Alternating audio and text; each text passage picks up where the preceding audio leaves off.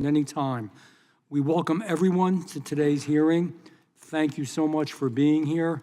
I know it's been a little unsettling, a little crazy in New Jersey vernacular, but it is what it is, and we do appreciate your time and your presence. I now recognize Dr. Onder to lead us in the Pledge of Allegiance, and then I ask we remain standing for a moment of silence. I pledge allegiance to the flag of the United States of America, and to the republic for which it stands, one nation, under God, indivisible, with liberty and justice for all.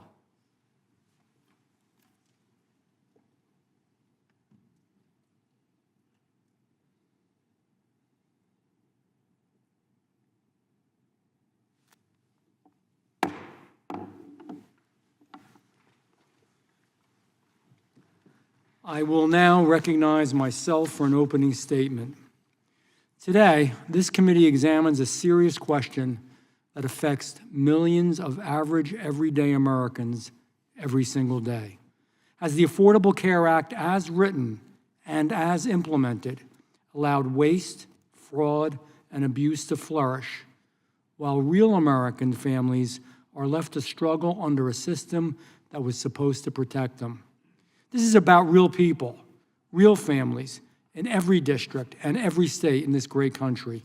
Good families who work hard, play by the rules, and yet are still getting crushed by a system that was supposed to help and protect them.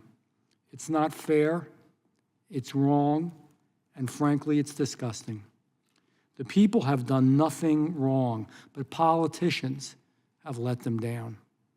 And that is the real reason we're here. We're not here, and I almost feel like saying this, I hope I don't have to say it over and over again. We're not here to debate what a new health care plan may look like. That is under another committee's jurisdiction. We are not here to entertain scare tactics about stripping health care away. I really do believe no Republican wants to do that. So let me say up front to my colleagues on the other side, no one should pretend otherwise today. Today, we are here to study at, look at, dig deep into, and understand particularly what my good friend, the chairman of the Committee of the Whole, brought forward when he asked for a GAO investigation into this. The Government Accountability Office, totally nonpartisan. So we shouldn't distract, we shouldn't dodge, we shouldn't run from what this nonpartisan GAO investigation uncovered. Every time someone tries to change the subject, it sends a message to the American people that defending the current corrupt ACA matters more than defending the families being hurt by it. The worst thing that we could do is pretend the system is working simply because people rely on it. We shouldn't pretend. Yes, people rely on it, but it's not good. People rely on it because they have no other choice very often. We're here to examine the failures of the system that exists right now and right here. And right now, the Nonpartisan Government Accountability Office has revealed the ugly, ugly truth. They tested the ACA, and the ACA failed. The GAO created fake applicants. Get this. They created fake applicants using fictitious identities, missing documents, and questionable personal information. The system approved them all anyway. These imaginary enrollees received tens of thousands of taxpayer dollars month after month, even though they didn't exist. No verified identity, no proof of citizenship, no income documentation, nothing. Nothing at all. Think about this. This was not a partisan Republican stunt. This was the Nonpartisan Government Accountability Office. Tens of thousands of your hard-earned tax dollars sent to identities invented out of thin air. Fraud doesn't just waste tax dollars, it drives premiums higher for good, honest Americans. This is a program that paid out roughly $124 billion last year. That's a big number. If even a small fraction of that is tied to fraud or improper use, That is a huge number. We're talking about a real national crisis. Let me be clear, and I want to be clear on this too. I'm not calling for me personally. I am not calling for this entire system to be torn down overnight. That is not the question for us today. What we cannot do is make these subsidies permanent forever, because the system is already damaging American livelihoods and weakening their healthcare system. The real question is how we replace it. How we replace it and when we replace it in a responsible way that makes it safe for good Americans. Even with all the problems we have to make it safe. We have to treat our American people properly. The American people are the victims of this corrupt structure. They deserve a bridge to hold them up while we build something much better. And if a short-term extension, let me be blunt, is necessary, we should be clear about two things with a short-term extension. One, it is only to ensure families do not lose their health care in the immediate term. Secondly, the system is not sustainable and cannot serve as a long-term or permanent solution. Those two things we know. We have to take care of the here and now. We have to take care of them. If we've got to do something short-term with it, but long-term, we've got to do much, much better.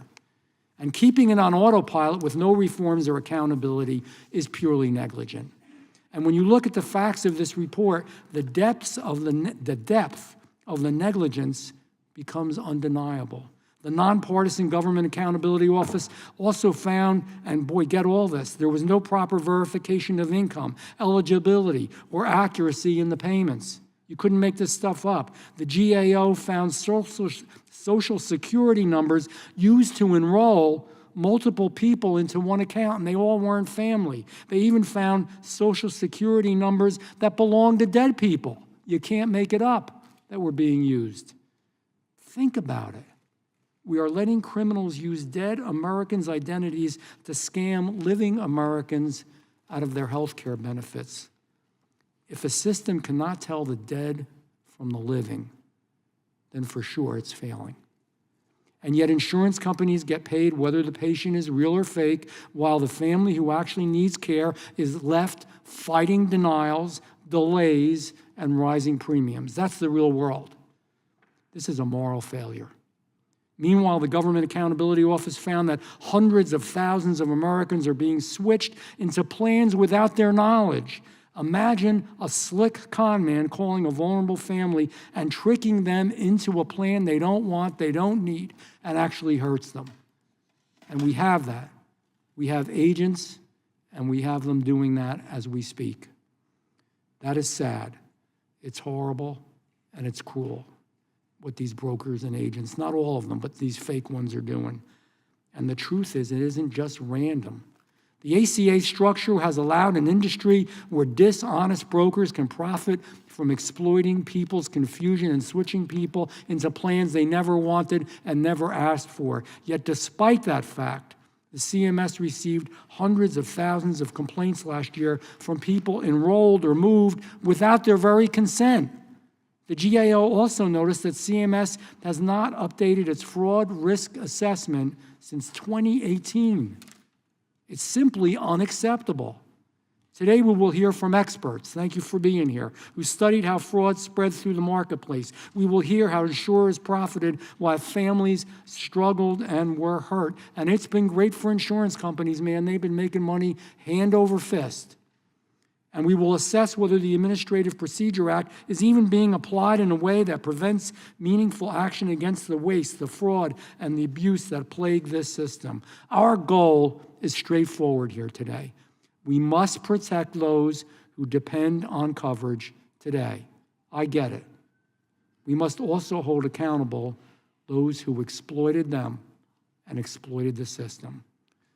And we must build a path forward that delivers affordable, accessible, and accountable care for our American people.